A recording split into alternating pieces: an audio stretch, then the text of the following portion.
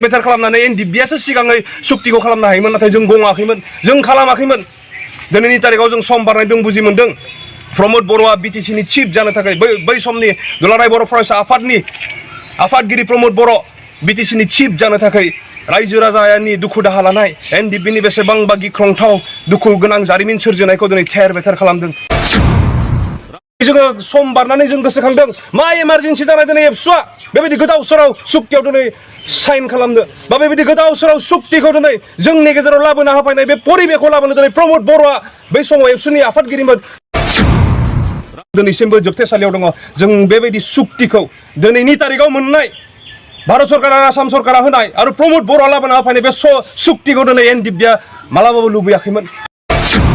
जोंनि फाउन्डार प्रेसिडेन्ट दिनैसिमबो जेलाव दङ जायनि थाखाय जोंनि बिर जोहोलाव लोगोफोरा हारिखौ अननानै गावखौ बावसोमनाय लोगोफोरा दिनैसिमबो जोबथेसालियाव दङ जों बेबायदि सुक्तिखौ दिनैनि तारिखाव मोननाय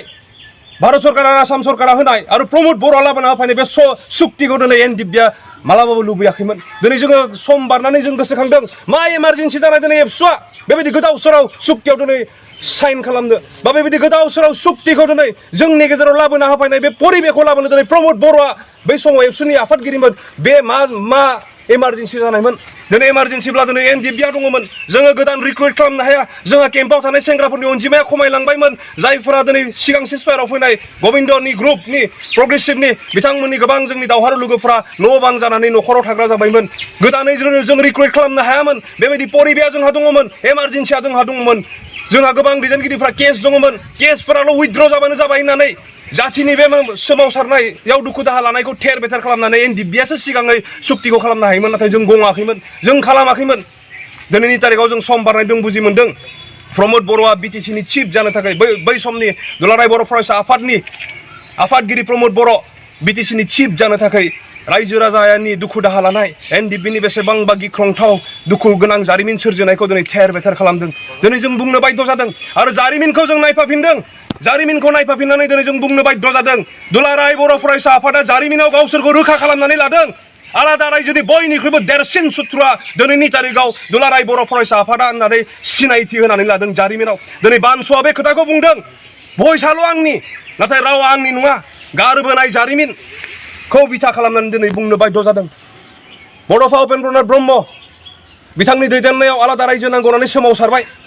जोंहा जिखिनि दङमोन गासैखौबो जों सावग्लुं सावसि खालामबाय दालां दंमोन बेखौबो सिफायनानै लाबाय एलपि स्कुल दंमोन बेखौ सावनानै लाबाय हस्पिटाल दंमोन बेखौबो सावनानै लाबाय मोजांमोन थांखिया जों जेब्ला आलादा रायजो मोनगोन अब्ला जों गावनि बायदि गासैखौबो सोरजिनानै लागोन हाजार हाजार बर' रायजो राजाफोरखौ सोमावसारनायाव बाहागो लाहोबाय आइजोफोरखौ बिसांहालागि मबिलाइज खालामबाय बेटेलियनफोर जुदि थाङोब्ला बानलु गुन्दै देनानै बिथांमोननि मेगनाव सारनानै हो बिसांहालागि अर्गानाइज खालामबाय बर' आइजोफोराबो बाहागो लाबाय बै समाव बेटेलियनजों आसाम पुलिसनि राइफलजों गोबां जोंनि बर' सुबुंफोरा जिउ बावनो गोनां जादों बेबायदि सोमावसारनायाव बाहागो लाबाय मा लाबोना फैखो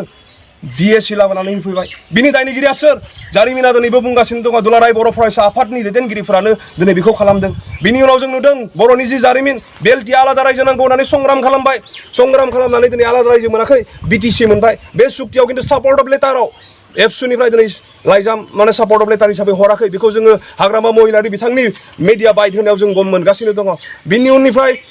बिटिसि खुंथाया मोजां बेखौ बुजि मोननानै पलिटिकेलि जों बेखौ लानांगोन इलेक्सन गेलेनानै जों बेखौ लानांगोन होननानै बिथांमोना नाजाबाय आरो बिपिपिएफ बै समाव सोरजिबाय आरो बिपिपिएफनि गतै आफादगिरि नेहाथारिखौ सेन्ट्रेलनिफ्राय लानानै प्राइमारिसिम जों मोनथियो एबसुनि दैदेनगिरिफ्रा लाबाय बेखौ बुजि मोननानै नांना फैनाय हाथियारनि संग्राम खालामना फैनाय हाग्रामा महिलारिया सिंगेल पि खालामनानै हारसिङै माने इलेक्सन गेलेनानै बिथाङा रुलिंआव थाबाय बै समनिफ्रायनो माखासे बर' रायजो राजाफोरखौ डेभेलपमेन्टनिफ्राय दुलाराय बर' फरायसा आफादा अर्थात बै समनि दैदेनगिरिफोरा बोखावनानै दोनबाय आरो बिदिनो हारिखौ खौसे जानायनि लामायाव बिथांमोना लाबोआखै एनडिबिआ सभारान्टिनि थाखाय नांनाय जों जेब्ला हाग्रायाव दंमोन जेब्ला जों फर्मेल सिसफायाराव फैबाय अब्ला जोंखौ सोरखारा बुंबाय स्टेटहुडनि सायावनो नोंथांमोना रायलायनांगोन दे थिग दङ जोङो रायलायगोन बेबायदि जोङो आलादा रायजोखौ मोनफुंहोनो थाखाय जोङो गोसो होनानै जों सावरायदोंमोन स्टेटहुडनि सायावनो जोङो मेम'रेन्डामखौ लिरनानै भारत सरकारनो जों गथायदोंमोन जों मोनफुंहोनो नागिरदोंमोन जों नायदोंमोन बै समाव दुलाराय बर' फरायसा आफादनि सुबुंखान्थिनि नियमजों सोमावसारनाय समाव गोबां रायजो राजाफोरा ओंखारदों माब्लाबा राजा लामा जिरायथानांगौ होनबा लाख लाख रायजो राजाफोरा ओंखारदों मालाबा हाइवेआव जिरायथानांगौ होनबा हाजार हाजार रायजो राजाफोरा ओंखारदों थैनि सुहैनांगौ आलादा रायजो मोननो थाखाय होननानै बुङोब्ला हाजार हाजार मानसिफोरा थैनि सुहैदों दिनै मुभमेन्ट दङ दिनै सोमावसारनाय दङ उमुक फोथाराव जमा जानांगौ होनना बुंबा हाजार हाजार बर' रायजो राजाफोरा जमा जादोंमोन बेखौ नायबिजिरनानै एनडिएफबिआ बुजि मोनदोंमोन जोङो जाथिनि थाखाय गुलि अरनानै समायखिरा लानानै फैनाय मोनसे संगठन जों मानो कमप्रमाइज जानो जेराव रायजोआनो मेङाखै रायजोआ दिनै आलादा रायजोखौ जेरैखि जाया नांगौ होननानै एबसुनि मुभमेन्टआव ओंखारगासिनो दङ बेखौ बुजि मोननानै एनडिएफबिआ आलादा रायजोखौ मोनफुंहोनो गोसो मोदोम जिउ होनानै जोंहा डेन्जारा दंमोनबाबो सिगनेटरि रन्जन दैमारि बिथाङा मिथिखागौ गावहा फार्स्ट ट्रेक जानानै कनभिक्ट जाबाय डेन्जारा बिहा दङ थेवब्लाबो बिथाङा गावनि बाथ्राखौ सानना लाफानो जेरैखि जाया रायजोनि आरो हारिनि लुबैनायखौ सुफुंनांगौ आलादा रायजोखौ दाफुंनानै होनांगौ होननानै एनडिएफबिआ हमथाबनानै रायलायबाय थादोंमोन नाथाय बेयावबो नुबाय जोङो जाय संगठना दिनै खुनु इमारजेन्सि गैयामोन संगठन जोबलांनायनिबो दुलाराय बर' फरायसा आफादा गिनो गोनां जेबो गैयामोन बिथांमोना जेबो सिन्था गैया नेचारेल मोनसे संगठन जाथिया जेब्लासिम थागोन अब्लासिम बे बर' फरायसा आफादा थाबाय थागोन बे संगठननि दैदेनगिरिफोरासो जेबो इमारजेन्सि जेबो गिनो गोनां गैयि संगठननि दैदेनगिरिफोरासो दिनै हाखु दाखु बे ओंथि गैयि